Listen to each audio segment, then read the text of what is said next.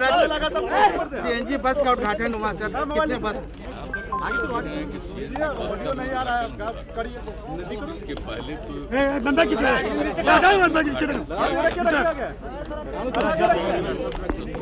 आ ही नहीं रहा। अरे नीचे हम लोग बोल रहे हैं वहाँ पे ऑडियो नहीं आ रहा। कैमरा में घुसा दो। अरे नीचे रखिए ना भाई। ये काम किया गया है, इससे प्रदूषण नहीं हो सकता है और लोगों को सुविधा होगी और हर प्रकार की सुविधा आप जानते हैं। पिछली बार भी बताया भाई जो इलेक्ट्रिकल बस था और आज भी जो बस नीचे किया गया है, हर तरह की सुविधा है बैठने का भी पूरा का पूरा ख्याल रखा गया है। बाकी आप जानते हैं कि जिस तरह से लोगों को बीमारी के इलाज के लिए गाँव से इतना बड़े अस्पताल उसमें काफ़ी दिक्कतें थी, कम था। अब उसी को ध्यान में रख करके आप देख रहे हैं कि हम लोगों ने जो तय किया है, पहले से जो योजना बनी हुई है उसी में भी ये तय कर दिया कि हर एक ब्लॉक में 2 लोगों को दिया जाएगा 2 लाख रुपए तक की मदद दी जाएगी और अधिकतम 2 लाख रुपए तक की मदद दी जाएगी एम्बुलेंस के लिए।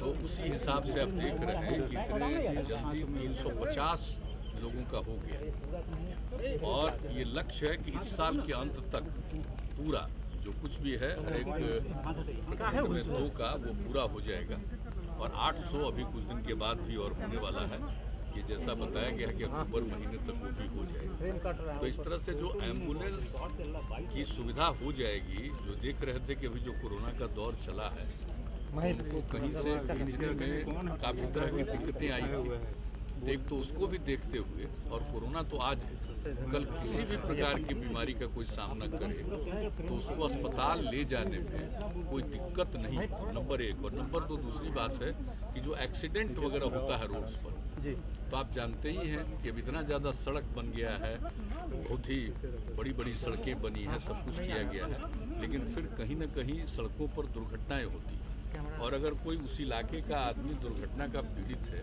तो उसको तत्काल इलाज के लिए, उसके बचाव के लिए अस्पताल वगैरह में पहुंचाना है, तो अगर एम्बुलेंस नहीं होने पर तो दिक्कत होती है। एक सीमित समय रहता है, अगर उस बीच में इलाज शुरू हो जाए तो उनके बचने की संभावना रहती है। तो इसलिए इस बात का भी ध्यान, सिर्फ यही नहीं कि आज जो कोरोना की स्थिति में जो नौबत है या अन्य बीमारियों का भी, लेकिन साथ साथ एक्सीडेंट का भी कुछ मामला हो तो उसके लिए भी तो ये शुरू किया गया है ताकि ग्रामीण इलाकों में ये उपलब्ध रहे। इसी तरह से अन्य प्रकार से भी हम लोग कर रहे हैं। तो आज जो ये किया गया है आप जानते ही हैं, सब देखे ही हैं, बहुत अच्छी बात है। और पटना टाउन में अब जिस तरह से प्रदूषण को कम से कम करने के लिए, पर्यावरण के संरक्षण के लिए जो उपाय किया जा रहा है, तो आप देख ही रहे हैं, ये भी किया गया। एक सवाल है कि केंद्र सरकार ने कास्ट बेस्ड सेंसस से मना कर दिया है, केवल SC/ST की जनगणना होगी। आपने कास्ट बेस्ड सेंसस की देखिए, आप तो जानते हैं कि 2019 में फरवरी में और 2020 के भी फरवरी में हाउस से हम लोगों ने सर्वसम्मति से प्रस्ताव पारित किया है कि जनगणना जाति आधारित होनी चाहिए।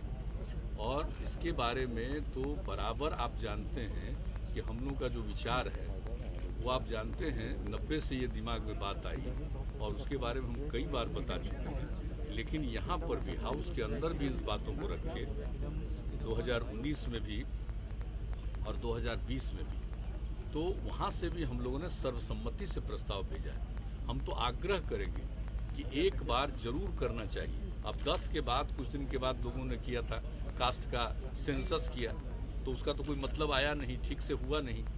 तो जो बन करके तैयार हुआ था 13 में, तो 13 के बाद तो कभी पब्लिश नहीं हुआ कि आखिर किस इलाके में किस जाति की कितनी संख्या है। एक बार जरूर होना चाहिए कास्ट बेस्ड सेंसस, ताकि मालूम हो जाए और जो गरीब गुरबा तबके के लोग हैं, SC/ST के अलावे बाकी जो लोग हैं, उनको भी इसका लाभ मिलेगा और पता चल जाएगा कि सही मायने में इनकी संख्या कितनी है। और जब संख्या का पता चलेगा तो आप उनके उद्धार के लिए भी, उनको विकसित करने के लिए काम करेंगे। तो मैं तो पुनः अनुरोध करूंगा कि कि भाई हम लोगों का है, और उधर जो पार्लियामेंट में ये बताया गया कि नहीं हो पाएगा, तो हम लोग तो आग्रह करेंगे कि इस पर जरूर गौर करिए। और हम पहले भी न सिर्फ यहाँ से प्रस्ताव गया है, हमने बातचीत भी की थी, तो हम लोगों की तो इच्छा है भाई कि होना चाहिए और उस सब के हित में। सर एक सवाल है, दैनिक भास्कर दैनिक भास्कर के दफ्तर में रेड हुआ है, इसके लिए तो पूरी कार्रवाई हो रही है और आप जानते हैं कि किस तरह से इसका जांच किया, और जांच करने के बाद जो सरकारी कर्मचारी अफसर हैं उनकी भी कोई भूमिका अगर गड़बड़ दिखाई गई तो उस पर भी कार्रवाई हो रही है। तो पूरी की पूरी कोशिश सरकार की तरफ से और डिपार्टमेंट की तरफ से और बाकी सब कुछ का पुलिस और अन्य विभागों की तरफ से भी इसके मामले में पूरे तौर पर देखभाल किया जा रहा है। वैसे तो हम बराबर कहते हैं कि आप चाहे कुछ भी करिए, कुछ न कुछ तो गड़बड़ करता ही है। आप चाहे कितना भी अच्छा काम कर दिए, दुनिया भर को देख लीजिए, तो कुछ लोगों की तो मानसिकता गड़बड़ होती, लेकिन इसके लिए पूरा प्रयास करना चाहिए कि इसका समाधान हो, कम से कम गड़बड़ी हो सके। वैसे तो गड़बड़ी होने नहीं देना है, हम लोग का तो लक्ष्य यही है कि कोई प्रकार की गड़बड़ी नहीं होनी चाहिए। अभी भी चल रही है सर। हाँ नहीं, वो देखिए एक एक चीज पर पूरे तौर पर नजर रखा हुआ है लोगों का, और लोग रिपोर्ट करते हैं रेगुलरली। सारे जगह के डीएम और एसपी या सीनियर एसपी ये लोग भी एक एक चीज को देख रहे हैं, और खास करके जिन इलाकों में आप जानते हैं कि सबसे ज्यादा वहाँ से निकलता है बालू, तो उस सब चीज़ों को भी लोग देख रहे हैं, और कहीं कोई गड़बड़ी कर रहा है तो उसको डिटेक्ट करने की कोशिश कर रहे हैं और उस पर एक्शन भी कर रहे हैं, और सबको कब्जा में रख करके, और जो सरकार के जो डिपार्टमेंट के नियंत्रण में है उसके माध्यम से जो जहाँ इसकी उपयोगिता है लोगों को इसको प्रोवाइड करने की भी कोशिश करने में लगे हुए हैं। तो इसके बारे में तो एक मीटिंग हुई है और सब लोग इस काम को कर रहे हैं।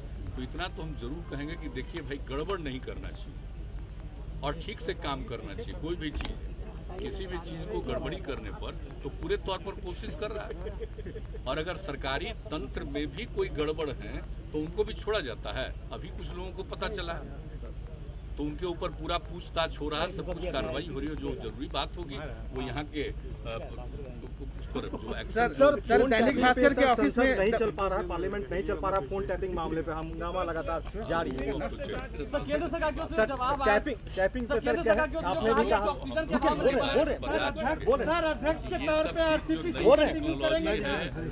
आया है तो इसका एक तरफ लाभ भी है और दूसरी तरफ गड़बड़ी भी है।